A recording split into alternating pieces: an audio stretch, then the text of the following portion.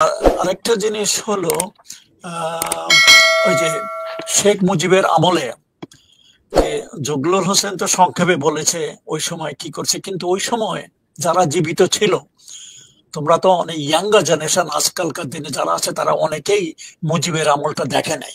কিন্তু মুজিবের আমলে সেই সময় যে কি ছিল, মুজিবের এগেনস্টে কেউ কথা বলতে পারতো না, আওয়ামী লীগের এগেনস্টে কেউ কথা বলতে পারতো না, কথা বললেই জেলে অথবা মৃত্যু।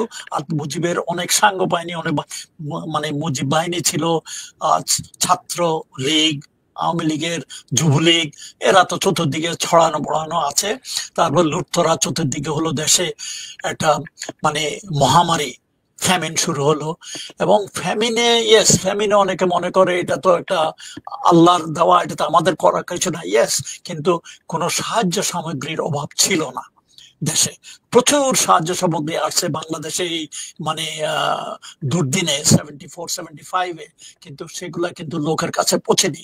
এবং জানা মতো সেই মানব সৃষ্ট দুর্ভিক্ষে, যেটা অমর্ত্য সেন কলকাতার নোবেল বিজয়ী অমর্ত্য ইনিই বলছে এটা একটা মানব সৃষ্ট মানে দুর্ভিক্ষ, সেই দুর্ভিক্ষে সরাসরি মারা পড়ে 5 লক্ষ, এবং আরো 1 লক্ষ পরবর্তী পর্যায়ে অনাহারে মরে। মোটামুটি 15 লক্ষ লোক মারা যায় সেই দুর্ভিক্ষে। এটা সব মানব সৃষ্ট। খাদ্যদ্রব্যের অভাব ছিল না, কিন্তু ওগুলা লোকের কাছে যায়নি। জামা কাপড় ছিল না। আমরা সবাই ওই তখনকার দিনে ইত্তেফাকে মনে হয় বড় আকারে প্রকাশ পায় সে বাসন্তীর কাহিনী, জাল পরা। এখন জাল পরা হয়তো একটু অতিরঞ্জ হতে পারে, কিন্তু কথা হলো তখনকার লোকের কাপড় ছিল না, মহিলা লোকের কাপড় ছিল না যে বাইরে যাওয়ার, ভিতরে, এই জন্য ঘরের ভিতরে থাকতো। তো এই এই পরিস্থিতি তখন ছিল দেশের। অথচ মুজিবের বাসায় খাওয়ার কোনো অভাব ছিল না।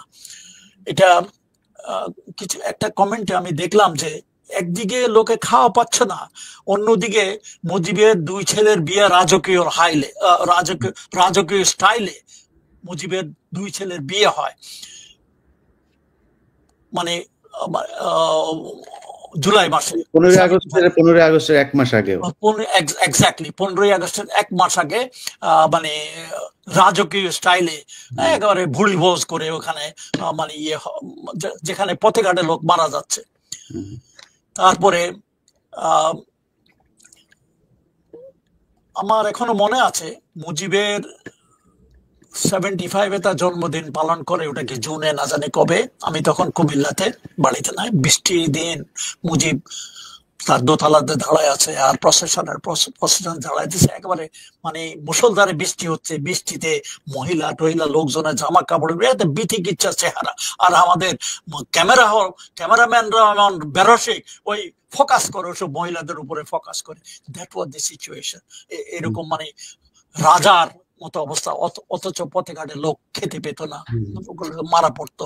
এবং লোকে এগুলা যারা তখন বেঁচে ছিল তারা দেখেছে। এবং মানে আবর্জনার স্তূপের মধ্যে, লোকের মধ্যে এবং কুকুর বিড়ালের মধ্যে খাওয়া দাওয়া নিয়ে ঝগড়া হইতে, এটাও নিত্য নৈমিত্তিক ব্যাপার ছিল। এটা কোনো আমার বানানো কাহিনী, আমি কোনো কল্প কাহিনী বলতেছি না। তখনকার দিনের খবরের কাগজ যদি তুমি খোলো, এগুলো তুমি দেখতে পারো। আমি একটু দেখাতে চাই লোকজনকে।